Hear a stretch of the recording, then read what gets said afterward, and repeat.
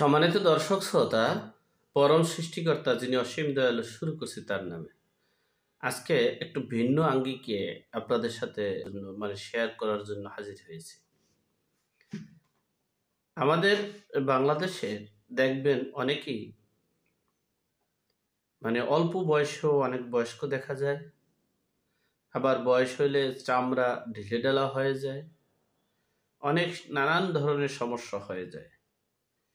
কিন্তু এমন কিছু দিক নির্দেশনা আছে, সেগুলো পালন করলে আপনারা ৮০ বছর বয়সেও আপনাদেরকে বুড়ো বোঝা যাবে না, বয়স্ক বোঝা যাবে না।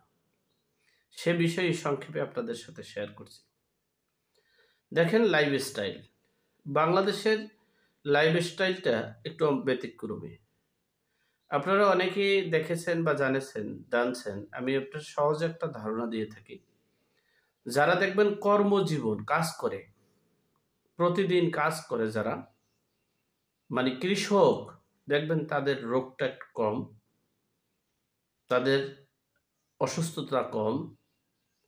আর অসুস্থতা যদি কম থাকে, রোগটা যদি কম থাকে, তাহলেই কি তার শরীর সতেজ। যুবকদেরই তো রোগ কম হয়, আর শরীর দুর্বল হয় না, এবং কাজ করতে পারে বেশি, নাকি? গেল এক।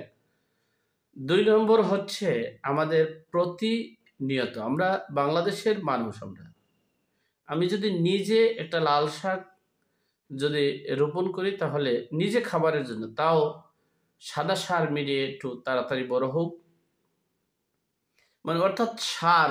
এখন যে অবস্থা, যে আপনি নিজেও যদি মাছ চাষ আপনার পুকুরে করেন, তাহলে ফিট খাওয়ান, এই হলো অবস্থা। অর্থাৎ প্রতিটা জায়গায় কেমিক্যাল আছে। সুতরাং কেমিক্যাল বিষয়টা হচ্ছে মূল। যে আপনি একটা যে ফসল বলেন, মাছ বলেন, যা কিছুই বলেন না কেন, তার কাছ থেকে যে আসল যে রসটা, আসল যে গুণগুণটা পাবেন, সেটা কিন্তু শেষ করে সারের মাধ্যমে গুণগণগুলো আমাদের শরীরে ঢুকছে। তাহলে আমাদের যে দেশে, আমাদের যে কালচার, আমরা কি করছি, এই কোনো ন্যাচারালি কোনো কিছু খেতে পারছি না, বিধে আমাদের কিন্তু নানান ধরনের রোগ বালাইও এখন বৃদ্ধি পাচ্ছে। এরপর আসে আমরা প্রতিদিন, আমি যদিও আপনার মেডিকেল সায়েন্সের কথাগুলো আমি আপনাদের সুন্দর করে বোঝানোর ক্ষেত্রে কিন্তু সায়েন্স সিস্টেমে বলছি না, আমি বলছি আপনাদের সহজলভ্য ভাষায় বোঝানোর জন্য। দেখবেন, আমি আপনাদেরকে সহজে একটা ধারণা দিই। দেখবেন মোটরসাইকেল ধরেন বা যে কোনো কিছু যানবাহনটা আর কি, দেখবেন ওরা প্রতিদিন পেট্রোল দিলে তারা চলে, বা কেরোসিন দিলে বা ডিজেল দিলে চলে।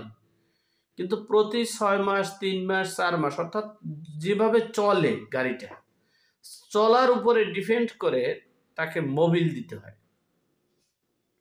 তো আমাদের এই মানব দেহটা, এটা প্রতিদিন আমরা খাবার খাই, খাবার খাওয়ার পর আমরা চলি। যখন আমার চলাটা একটু বেশি হয়, তখন আমার একটু ক্যালসিয়াম এবং ভিটামিনের প্রয়োজন মনে হয়। আবার চলা একটু কম হইলে তাহলে ভিটামিন এবং ক্যালসিয়ামটা একটু কম হয়। সুতরাং আমাদের প্রত্যেকের নিউরো B1 মাঝে মাঝে, এবং ইক্যাপ ট্যাবলেটটা 400 বয়স অনুযায়ী 200, আর ক্যালসিয়ামটা এটা আমরা মাঝে মাঝে খাবো। আমাদের দেখবেন অনেকের হাত পা ঝিঝি করে, দেখবেন অনেক সময় একটু ঠান্ডা লাগলে হাত পা কেমন জানি বাঁকা হয়ে যায়। এগুলো আমাদের রোগ নয়, ঘাটতি। দেহে আমাদের ঘাটতিগুলো ক্যালসিয়ামের ঘাটতি। আমার দেহে ভিটামিন B কমপ্লেক্সের ঘাটতির কারণে আমরা দেখবেন মুখে অনেকের ঘা হয়, দেখবেন এই ঠোঁটের নিচে ঘা হয়, জিহ্বায় ঘা হয়। এই ঘাটা হচ্ছে ভিটামিন B2, এটার কারণেই কিন্তু এই ঘাটা হয়। দেখবেন আপনার এই মুখে ঘা হইলে ভিটামিন B2 ট্যাবলেটগুলো ওই ঘায়ের ভিতরে লাগাই দেওয়া হয়। তাহলে কি হলো, এই যে মুখে যে ঘা হওয়া, এটা কিন্তু ভিটামিনের অভাবে হচ্ছে। তাহলে আমাদের শরীরের চামড়া কুঁচবে না কেন? আবার এই বিষয়ে আবার আরও একটু ডিটেলস আছে, আমি সেটা নেক্সটে বলবো। প্রাথমিকটা আমি আপনাকে বলি। আমরা মানে ৬ মাস পর পর ৩০টা ক্যালসিয়ামের ট্যাবলেট খাবো। ৬ মাস পর পর নিউরোবিয়ন অর্থাৎ B1 থেকে ১২ পর্যন্ত যেই ট্যাবলেটটা আছে এটা আমরা খাবো। আর জৈবনটাকে ধরে রাখার জন্য আমরা ভিটামিন বি কমপ্লেক্স প্লাস আপনার এইটা যে ইক্যাপ, ইক্যাপ ৪০০, হ্যাঁ? এটারে আমরা মাঝে, মাঝে খাবো। আরেকটা বিষয় হলো শরীর মানে কাজে ব্যায়াম অর্থাৎ যারা কাজ করে না, আঞ্চলিক ভাষায় একটা কথা আছে, গরিবেরা কাজ করে পেটের ভাত হজম করে, আর বড়লোকেরা দৌড়াইয়া পেটের ভাত হজম করে। দৌড়াইয়া অর্থাৎ ব্যায়াম করে পেটের ভাত হজম করে, অর্থাৎ পেটের ভাতটাকে হজম করতে হবে। পাকস্থলীটা কিন্তু দুর্বল হয়ে যায় কখন জানেন? তখন আমরা এই পাকস্থলীর কার্যক্রমটা কমে যায় আমরা অলস থাকলে। আমরা যদি কাজ করি, পরিশ্রম করি, দেখবেন আমাদের পাকস্থলীর ঘাটতিটা মানে ওর ওর মানে যেটাকে বলে ডাইজেস্ট, হ্যাঁ? ও মানে হজম ক্লিয়ার হয়ে যায়।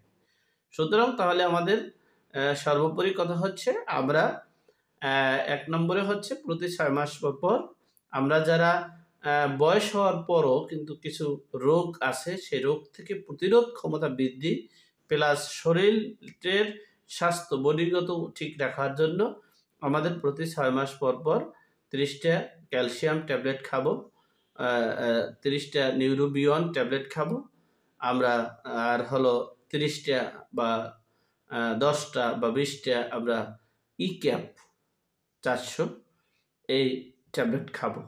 দেখবেন এরপরে আরো একটা গ্লুকোজেল একটা বিষয় আছে, সেটা ভিন্ন বিষয়। এটা হলো আমরা ৫০-এর পর আমরা একটা মেডিসিন দিয়ে থাকি।